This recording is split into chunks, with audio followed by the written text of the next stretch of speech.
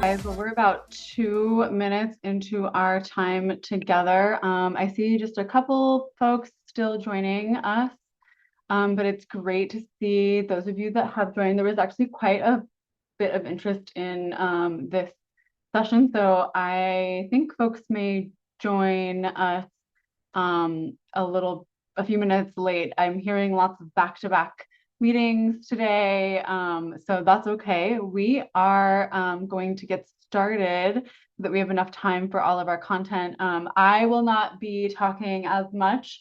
Our two lovely staff from Center for Employment Opportunities will be leading the charge today. If you are here for how to talk about your SNAP E&T program or talking about your program narrative based on the different audiences that you all interact with throughout your time working on these projects, then you are in the right room. If you're surprised by the title up on the screen, you're welcome to stay. Hopefully no surprises today, but we can go ahead and get started. Today I'll just run through the agenda quickly before turning it over to Tyree and Riley. So we're gonna walk through making a program narrative salad. Can't wait to hear what that means. We are going to talk about tailoring the narrative based on who you're talking to, so who's your audience. We'll do a breakout, and then we'll introduce some tools and things that should help you with this topic and talk to your different audience groups so that we can sort of codify some of this into program documents and formalize some of it if that's helpful for you. So I am so happy to introduce Tyree and Riley from Center for Employment Opportunities. I'm going to stop talking and let them take it away. Awesome. Hello, everybody. My name is Tyree Swilinski. I am the project manager on our platforms team. I also see some names of people that we were on your TA team. So hello to you all as well. Looking forward to getting into this webinar, and I'll pass to Riley to introduce herself as well. Thanks, Tyree. Hi, everyone. My name is Riley Webster. I'm on the policy team here at CEO. So I do a lot of work with our government partnerships, one of the main ones being our SNAP E&T partnerships across our 12 states. So I'm excited to get into how you describe SNAP E&T and your program, who you have to talk to about it, and kind of what can be maybe a little bit tricky. So we're going to start off with preparing your program narrative. Just a pre-warning, I am a foodie. So yes, I did create the Let's Make a Salad work thing, interactive activity. It start off as an icebreaker, and then as we start to break down the different components, it just stretched into something else. I don't know, salad may not be your thing, but I'm trying to be healthy because I do sit at a desk all day, so I need to balance it out some way, somehow. But welcome to our Snap ENT salad bar. Today we're chefs creating the perfect program salad. Each salad below represents a different way to plate your SNAP ENT narrative depending on who you are serving or presenting to. So we broke down basically three different salads. The Power Green Bowl represents your entire SNAP ENT program that you would present to the state agency to get approved as a third party partner. It's robust. It's well planned. It includes everything. The Cobb salad is what you would create to or what you would present to a funder. Build buy-in by clearly outlining the program. It includes a lot of the same things, but it's very structured and concise because funders don't have a lot of time. So we want to make sure to hit them with something that looks great from the outside as well as tastes good from the inside. Yes, I am hungry too, actually, now that I'm thinking about it. And then the third one is a snack pack for our participants, the 1-2 punch. What can we highlight benefit wise to get them engaged and get their buy in as we go? We're going to go through this salad facts exactly. We're going to go through this breakdown of salads and when it comes to your SNAP ENT plan, and I want to hear from you all. This is going to be an interactive conversation with this metaphor, and let's see how far we can drive it going forth. Let's go ahead and go to the next slide to talk about the different ingredients. So when we talk about making a salad, we're going to take it a step further and review each ingredient in your program salad. These represent five essential components of your SNAP E&T narrative, such as your target population, service offering, needs assessments, program goals, and budget. When we talk about the lettuce is the foundation. It's where your program starts because your program starts with the people you serve. It's something that we always have to remember, especially when our plates are super full with work. The people that we serve are at the center of the work that we do. We have our veggies, the service offerings, the essential nutrients. We ask questions like what core employment and training services do you provide? Our needs assessments, which helps us do specifically what is needed for that participant. So it's our toppings.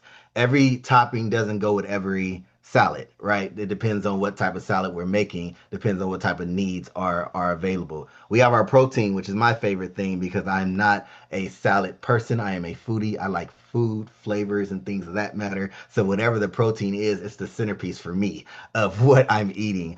These are your program goals. What is the outcome that you are trying to what is the outcome that you're trying to achieve when it comes to your program? And then, of course, the most important thing, the budget, tie it all together. How are you going to pay for everything?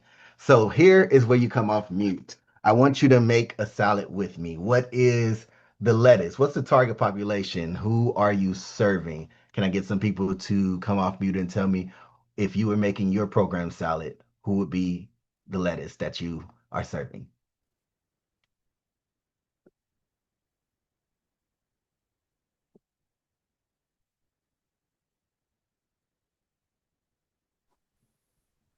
I'll go ahead and share since we don't have any volunteers.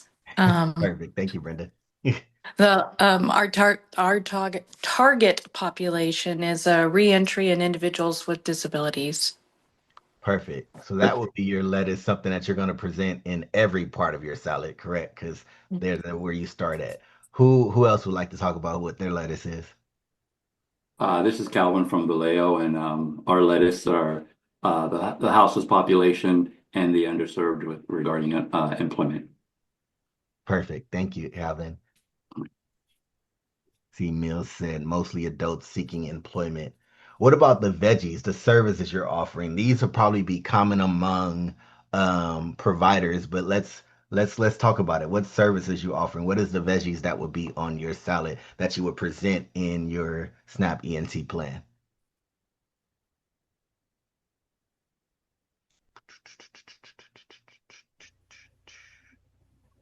I can jump in. Ours would be the subsidized work-based learning, Hey, or Tiffany. in states where that's not eligible, just work-based learning combined with some supportive services. Appreciate it. In San Jose Conservation Corps, we offered paid job training program and education for them to get their high school diploma, and we do a lot of support services. Perfect. Perfect. Thank you. Who else? Um, What would your I'll veggies be? I'll Uh-huh. bite. I'll bite. Um, so we serve individuals who are seeking employment but have challenges and barriers, and we support them with peer coaching. Perfect. Thank you, Mickey. Can I get one more to talk about your veggies and your salad? I can go ahead and talk. My name is Amanda. I'm from the Los Angeles Conservation Corps, and we help with trainings and job trainings, and then supportive services, and get them into jobs. And then this is the demographic of 18 to 26-year-olds.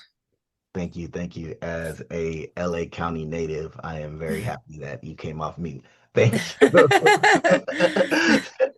All right, let's talk about the toppings, needs assessment. How do you assess your the participants' needs that or the participants that you serve? What are the toppings that you have on your salad?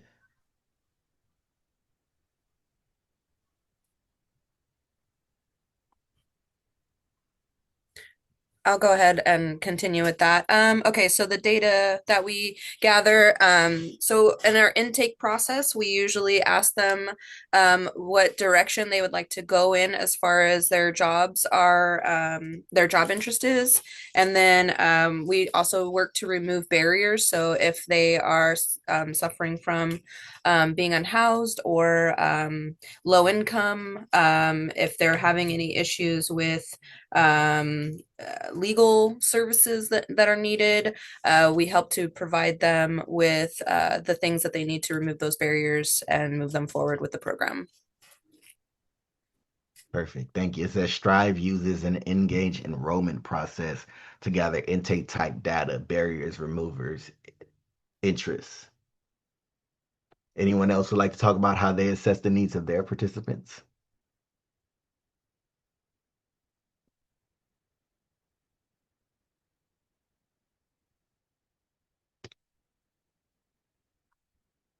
All right, lastly, everyone's favorite topic, the budget. How do you tie it all together? Or maybe how do you stretch everything in order to cover everything? How's your program funded and sustained?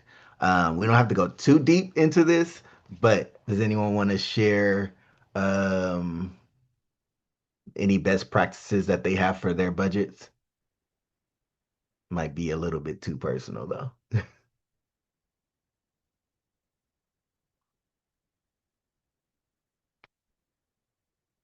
Begging. I love that. That's real. I just have my first fundraiser, so I understand. I definitely understand. What did the song said? I ain't too proud to beg. Mix of foundational grants and private funders. Perfect.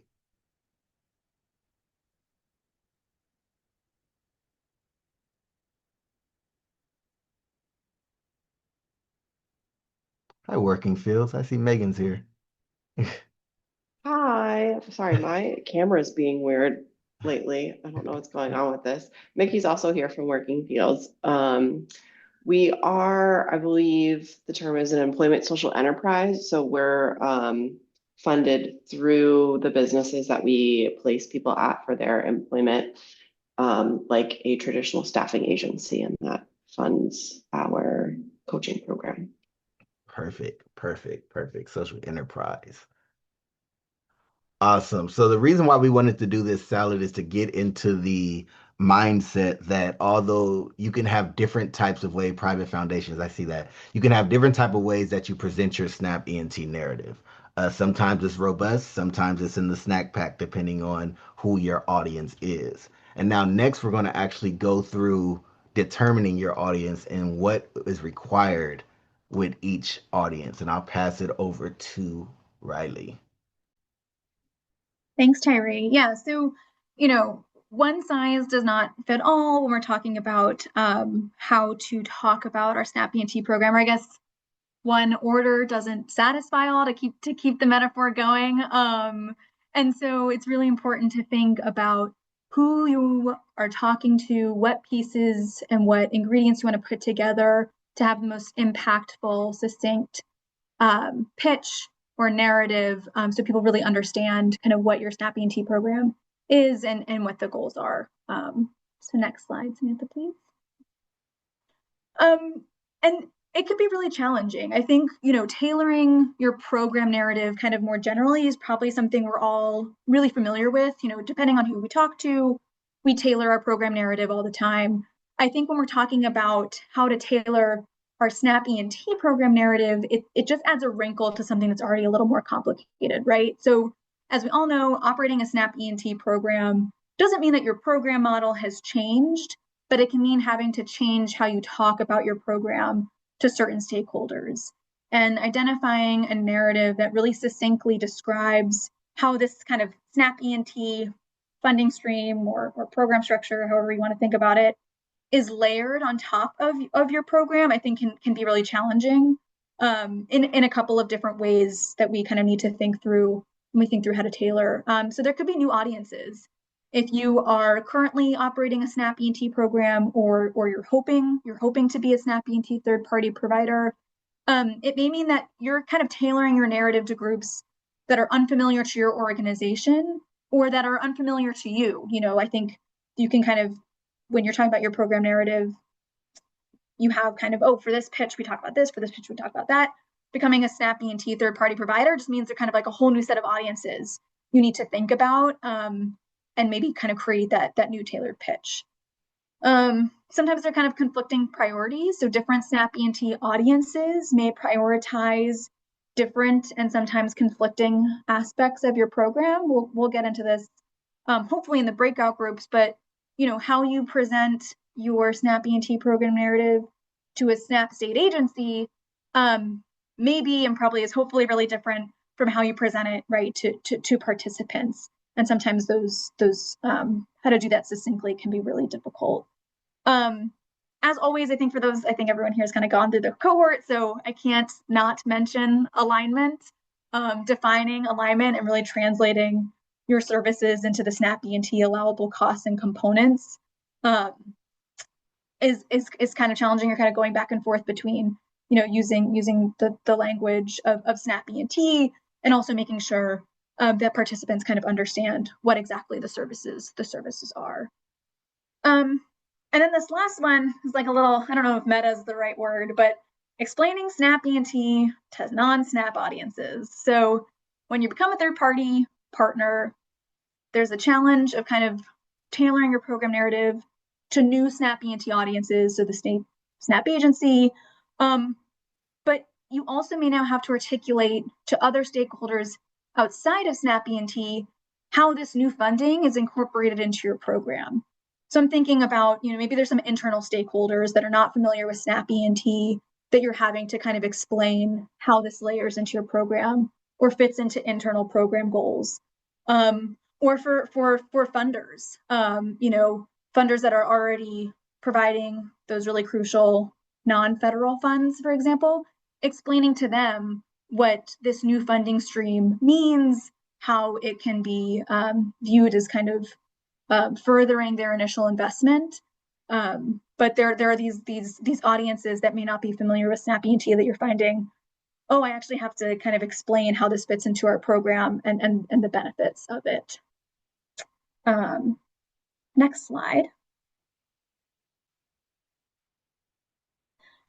So we're going to break out into breakout groups in a couple of minutes here, but just wanted to provide some kind of concrete examples to the different groups that you are probably having to think about how to tailor your SNAP E&T program narrative to some of the things to consider.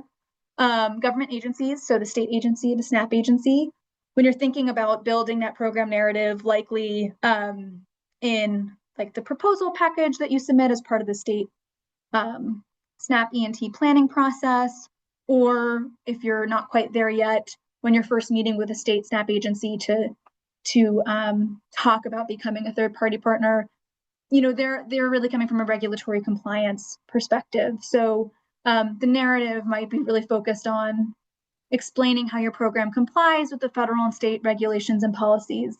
Again, really explaining really explicitly that alignment. And in addition to explaining how your program kind of meets all of the requirements of a SNAP E&T program, one thing that is a nice kind of level up from that is explaining how your program can help their agency meet some of their broader policy goals. So yes, they're the kind of check boxes we need to make sure are checked to show that we are in well alignment, but also what can we say about our program beyond that talks about how we can further broader policy goals for the public assistance and workforce development agencies. I think that's a nice kind of touch to say, not only am I kind of checking these boxes, but here's how our organization can really help you get to where you want to go as an agency. And then of course, program effectiveness. So really being able to articulate that how you're going to be able to deliver the intended outcomes and how you'll be able to serve the target population efficiently. Kind of in a separate customer, if you will, are your participants, right? And so when you're talking about your SNAP E&T program and likely happening kind of at orientation or enrollment and talking about why they might want to enroll in SNAP E&T, they're going to really want to hear about kind of the personal benefit. So what are the direct benefits that they're going to receive, such as skill development, job placement, support services, talking about how you as an organization can help ease their participation. So oftentimes when folks hear about enrolling in a government program, they rightly think of a lot of the requirements and then the rigmarole that they'll have to go through. And so what can you say to kind of say, here's how we can help you through the process. Here are kind of the services we offer on that front. And then going along really closely with that is, I think, support and guidance. So really they're going to be interested in hearing, how will you kind of work alongside of me while I'm in the program to provide that support. Another bucket or another example here, like I said, funders. So when you're talking to funders kind of outside of SNAP E&T about what this SNAP E&T funding stream can mean, I think one thing that can be really effective that we have found is talking about, listen, we're a SNAP E&T third-party provider. If you, provide some funding to our program, that investment is going to go 50% farther, kind of really leveraging that 50% reimbursement as a way to express the capacity building nature of SNAP E&T. Not all funders, private foundation, maybe cities, sometimes other state agencies may not understand that. So walking through that, I think, can be a really great way to explain the benefit of the reimbursement model to them. And then, of course, kind of goes a long way in helping to explain the sustainability of their investment. So I think that's just trying to get people's brains moving and thinking about, when you're talking about your SNAP E&T program, who are the different folks that you have to talk to, and what works, what resonates when you're talking to them about your program. So I think we'll move next into breakout groups. Sam, would you mind going to the next slide? And the next one. Thanks so much.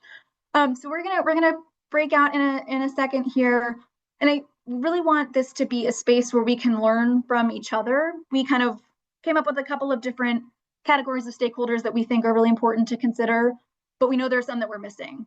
So in our small groups, would love to just brainstorm some common examples of customers that you find yourself having to talk about your SNAP E&T program to. Like I said, we named a couple, but I know there are more. So brainstorming, what is that list? What is kind of the list of people that we really have to be considerate of when thinking about the different ways to tailor our narrative? And then once we have that list, then talking about the challenges. So what challenges have we all faced messaging our SNAP E&T program to these different customers? What has landed not so great, maybe when you're talking, or when you're in a conversation with someone and you can just tell like they're not picking up on the piece that you want them to. So maybe sharing some of those experiences that you've had, because I know I've been in conversations where we're talking about our SNAP E&T program and I'm telling, it's this piece that I think is really important isn't quite landing the way that I want it to. And then, because we're all optimists, ending on best practices. So what messaging has really worked? What have you walked away from going, oh yes, okay, they clearly got kind of the structure of the program, or they really are bought in now because of a certain framing that I used or a certain way of phrasing. And so the hope is that we can kind of take notes in these 3 buckets in our breakout rooms, and then we'd love to be able to not just only come out and share them verbally as a group, but that we can share them kind of after the call. So hopefully there will be, I think, there are 3 breakout rooms and yep. 3 different slides that you all can choose to write on. And the link is already in the chat, and we'll make sure if you don't get it in the chat, we'll try to send it over once we do the breakout rooms. But I see people already logging on, so Perfect. I think we're ready to go. Awesome. Before we do break, any questions about what we're hoping to chat about? Real quick, this is new, so I don't feel like I had an opportunity to speak of the SNAP E&T. We're actually in the process of building it, and we're brand new. Um, so Yeah. I just wanted to put that out there. I don't know how my contributions would help. No, I think that's totally, I know people are in different,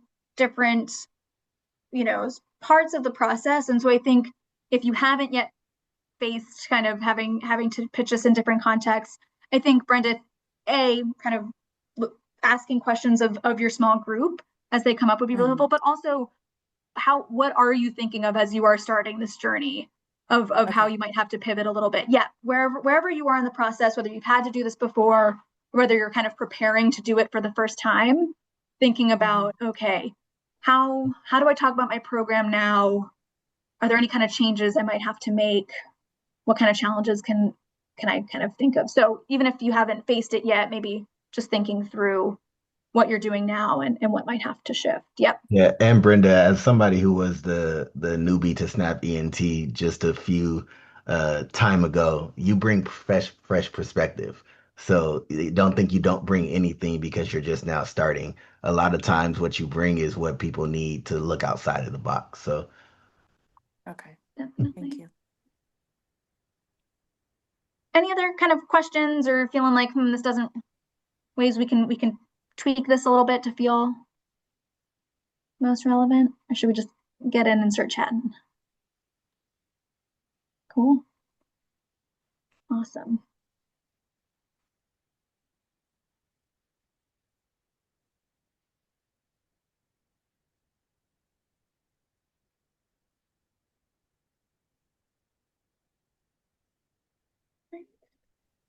I don't see the link for the breakout group. It popped up.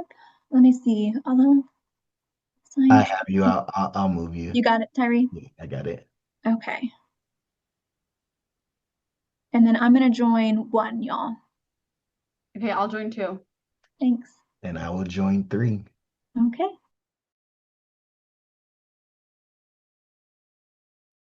All right. You waiting for anyone else or people?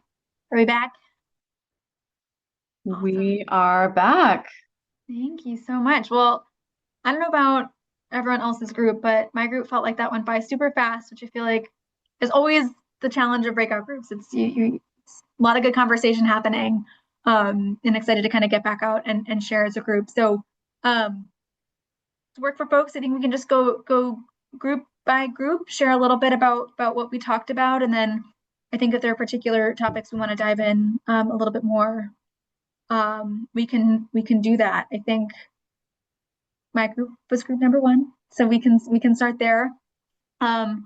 We spent a lot of time talking about participants and kind of the feeling of overwhelm that can sometimes happen when you're talking about enrolling in SNAP E&T, and what can be required and all the documentation. So if I can pass it to working fields, we had just started talking a little bit about some of the pivots you all had made to make those benefits clear to participants. All right. I will do my best. Megan is on this call, and she is more involved in the trenches than I am, but so I'm going to be reporting probably what I've heard mostly from her and witnessed. But I think our challenge has been in terms of getting people enrolled and the participants when we know that there are people eligible and getting them signed up. And so um, as I said, we're in early on. We're just finished our second quarter, so we are looking at it and making tweaks. We do now have a regular meeting that are to do that, so that's good, an internal meeting to help do that. Which again, I'm not participating, but Megan is, and one of the things that's I know that we've done is helping our internal is really part of it is just training our internal staff on the benefits and what and how to do things within the program, and making it a priority. Taking an existing procedure that this wasn't part of at all, which already is a pretty full procedure, and then adding this on top of it is, part of a challenge in itself. And so we just continue to try to tweak the process and procedures as we go.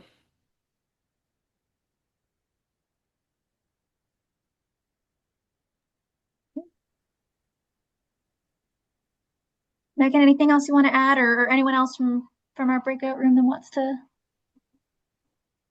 share?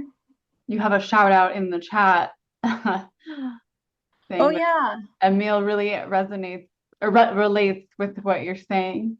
Thank you for sharing.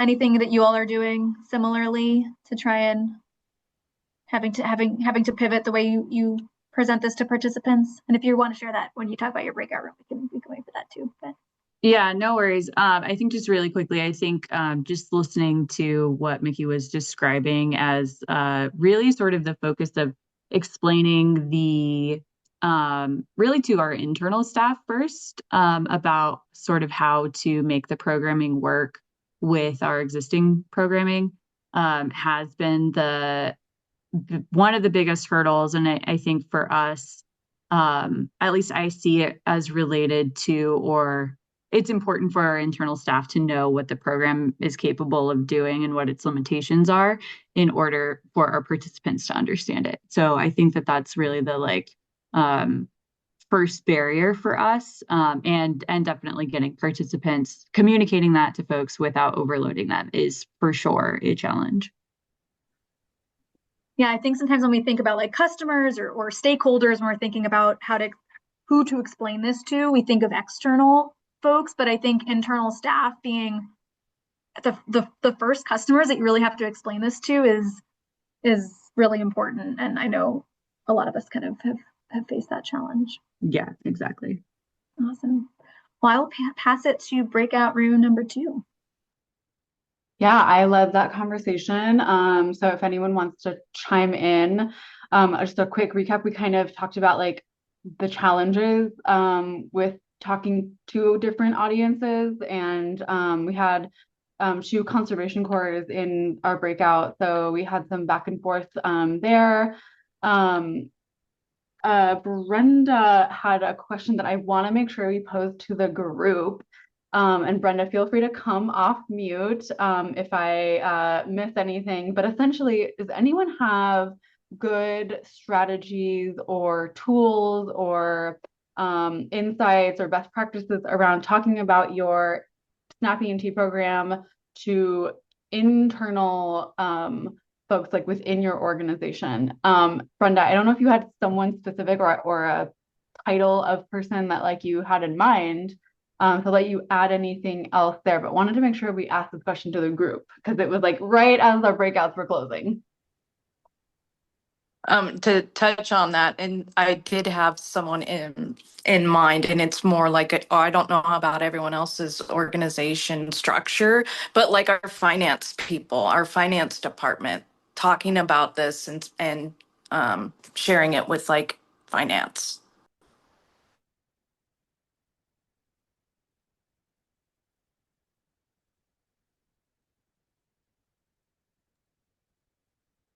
I don't want to dominate the conversation and I want to hear from you, but because it's a little quiet, this is something that we do a lot in our technical assistance with like when people go through our cohorts. And it's ongoing because SNAP E&T is like weirdly this like program contract thing, right? That forces kind of all staff to work together. So from like finance to program to direct service to maybe fund to your philanthropy departments or you know, like everyone kind of has to know what's going on in a different way than we see other types of funding come through. Right. And it's wonky. Like that's not typical. And so yes, I love this question because we talk about it all the time. I think one of the things is getting that foundational understanding with your accounting and finance team who are not program people typically, right? They're not. And that's okay. But that would be like my first like step, is to really make sure that your finance and accounting folks understand the program and that it's a reimbursement model first. But I don't want, again, I don't want to dominate the conversation, but that is something that we constantly are talking about when we're delivering technical assistance. So I think Emil, you have your hand up. Yeah, also don't want to dominate the conversation, but yeah, really resonate with what's being asked here and discussed here. I think it has been a challenge for us at Strive to really get our finance team and other stakeholders on board. Like Samantha's been saying, you know, they're not necessarily program folks, and there does tend to be a disconnection between admin staff and folks doing the work on the ground. I think we're all super aware of that. And so some of the tactics that I have taken is figuring out how and when to bring our finance team members into some of the training opportunities that exist with like Red F in this cohort. And that's helpful. It's always helpful to have those training materials, but then also just kind of flexing the conversational muscle with them and reminding them that this funding stream exists. And I think also highlighting like the difference between your traditional grant and this being a reimbursement. Totally. The sort of structure. I think that's really important and still takes a lot to work through. It's one of those things you have to say multiple times in many different ways for anyone to get it. And then I also wanted to share that as a result of the learning cohort, I wound up presenting some findings and recommendations to our like philanthropy and finance teams as a way to kind of like put a very fine point on things for them. So that's kind of in the works. I see someone else has their hands up. Thank you, Emil. That was really helpful. Taylor. Yeah, so I will echo what Emil said about bringing them into any trainings where there might be applicable information and training opportunities for them, just to learn more about what what it is. I think that can be really helpful foundational context. But something that we do is we have what we just call an internal tracker that is between primarily myself and the finance team. So I'm kind of pulling in the programmatic pieces and they pull in the accounting pieces, all of which then get transferred to our invoices. So it's just a place for us to like internally ask questions. Hey, this looks kind of weird. Where did you pull this number from? Or like, why does this need to be incorporated? So it's just a place for us to all kind of like check in before we add anything to the invoice, just to make sure we're all on the same page and all of the key pieces are incorporated where they need to be.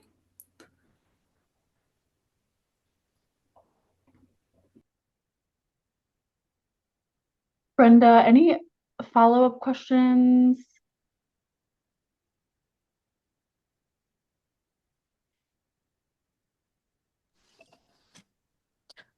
No, I think I just, well, I have tons of questions, but I don't think we have time to cover all of them. Just strategies, tactics, if there's something that maybe could be sent out, Samantha, as this is really new to us, it would be helpful. Have you guys scheduled one-on-one technical assistance? Mm-mm.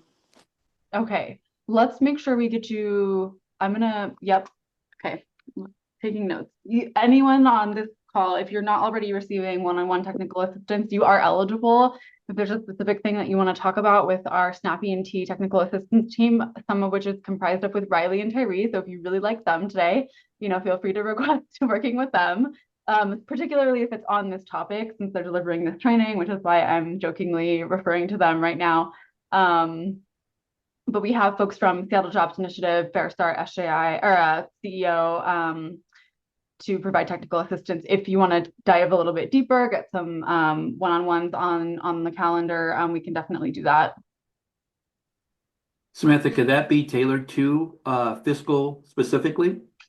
Anything you want, Calvin. The Okay. TA is for you. Okay. Yeah, that's good to know because we have a small fiscal staff. They're fantastic. Try to be as patient as possible to try to get them to understand it because there's the fiscal side and the programmatic side and the 50/50 reimbursement piece. And but I think that would be great if they were able to if I can try to set up something to where it can speak to the fiscal and how that just looks as opposed to myself or maybe Sherry or anyone trying to explain to them the outlook and what the fiscal piece, the major pieces involved with the contract and fiscal. If they were to hear it from someone else or hear it from one of your sessions, I think that might be really valuable. So I'm going to talk to Ross, which is our fiscal head, and see if he'd be interested in something that which I'm more than likely him and his team would be interested because I don't think anything like that has taken place. So that's going to be great.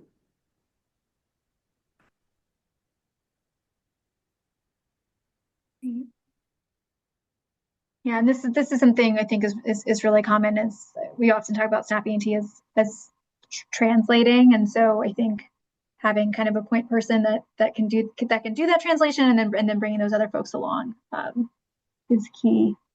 But let's Oh, talk to our. Oh yeah. I have breakout room 3. Just a side Okay. note, if you guys want to plan any TA with us, it has to include food. So let us know what salad you will be bringing so we can make sure that we are properly prepared to talk. But no, I had breakout room 3, had some heavy hitters in there. We broke out our different customers, funders, participants, and state agencies and tried to address challenges for all 3 as well as best practices. I'm going to pass it over to our wonderful volunteer facilitator, Calvin, to explain what we talked about. So yeah, so Tyree, I feel that I am of veteran status and too old to be voluntold, but I'm going to give you a pass on this one because I've enjoyed the presentation thus far. But yeah, you owe me some food. So so yeah, with breakout room 3, we talked about so for myself, I brought in my perspective of with my state background SHS as the funder for our BPET program. We talked about my approach to that division itself is data driven, and they want to know, Samantha, you're aware of how important it is for them to have that data, even just the individual breakouts with the smaller units, but they want to know that data. They want to know how many people were served and what they received in their services and how many people gained employment. So it's definitely working with that under data driven. Um, let's see, required by the state town appointing process, state agency go to the right person here. So, oh, and then my approach to getting referrals from the different divisions and agencies within the state within DSHS was more of a kind of a one-on-one approach, smaller group, as opposed to doing a big all-staff meeting because typically, like I was saying, the all staffs are early in the morning. You're not going to get too much engagement or understanding, and then PowerPoints kind of put the older folks to sleep. So it's more like we want them to be engaged and it to be the information sharing to be impactful.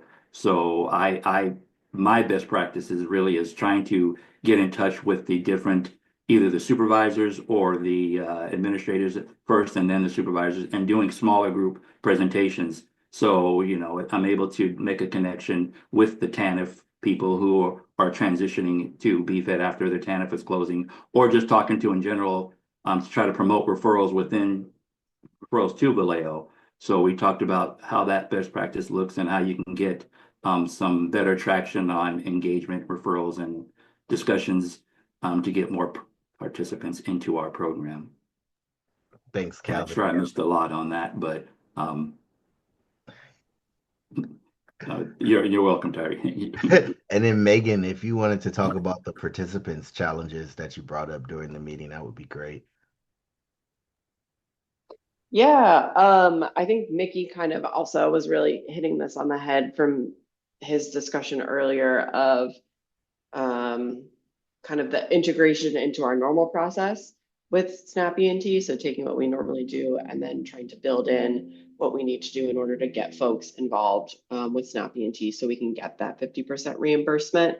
And I love the discussion of the internal customer that folks have been talking about, of really selling it to your team. And I think that's something that we started to do when we first started implementing, but then didn't consistently keep on top of as we were implementing. So as people kind of like struggled or like felt like it's really, you have to really sell, kind of pushing people through the initial discomfort to where it's going to be impactful on the back end once we actually get used to that. I don't know if that's exactly what I talked about in the breakout group, but yeah, also, yeah, just I like the snack pack version that you put in here, Tyree, the notes of just like really exactly what the participant needs to know of how it's going to impact and benefit them to do the paperwork, and exactly what you need from them, and make it as simple as possible so you're not overwhelming them with all of the information about all of the different programs that you have going on.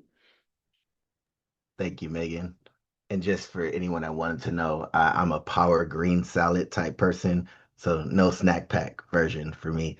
I'll go ahead and pass it back to Riley, and I'll stop sharing. Thanks so much, Tyree. Thank you all so much for such a robust conversation. I think this is really helpful just to be able to hear what other folks are going through, what are some best practices. And as Samantha said, if the particular topic came up today, we were like, oh, I really want to dive deeper into this, please reach out to schedule those one-on-ones. But before I leave the group, I did just want to share a checklist really quickly that we'll send out after the call, which just kind of details what we've gone over today. Just as you're thinking about creating a program narrative, what are the things you should kind of keep in mind and walk through, kind of just as a really high level. What's your core narrative? What's that piece? What's that? I'm gonna mess up the metaphor, Tyree. I'm really sorry. But what's the core narrative that you want to explain and you want to include no matter who you're talking to, and then going through and really figuring out who are all the potential audiences you could be talking to about your SNAP E&T program. And then for each of those partners or each of those customers, internal or external, what are their needs? So really determine what are their values and what's relevant to them. What are their personal tastes, if you will, Terry. I'm working on it. And then once you have a good solid sense of the different audiences and their different needs and what's going to resonate, really kind of work on tailoring and picking out the pieces that you think will resonate and really kind of structuring it. And then I think there are a couple of other pieces, but I know we're at time, and I did just want to end on the test and iterate. I think piloting with a small sample audience can be great. So with participants, is there a focus group that you can come together and bring, or maybe in one orientation, kind of do this and see what works, and then adjust as needed. I think this is, as Samantha said, a lot of this changes a lot, but I think really being flexible and learning and kind of making sure that you're keeping that line of communication open and being open to change when you realize something isn't landing. That was super fast. We will send this out, and like I said, if there are any other questions or we want to talk about this some more, we clearly love to talk about it. So let us know. So you did say you were going to send that checklist out? That would be fantastic. That looked really nice. Yep. I'll make sure it gets sent out in our follow-up. I'll also send our upcoming trainings that we have, relink everyone to the landing page. And then Brenda, I will get you guys scheduled with some TA so that you can talk about this on a deeper level, okay? I'll be sending an email, Samantha, in regards to my fiscal team. Perfect. Please do. Perfect. See you guys. Bye. Bye.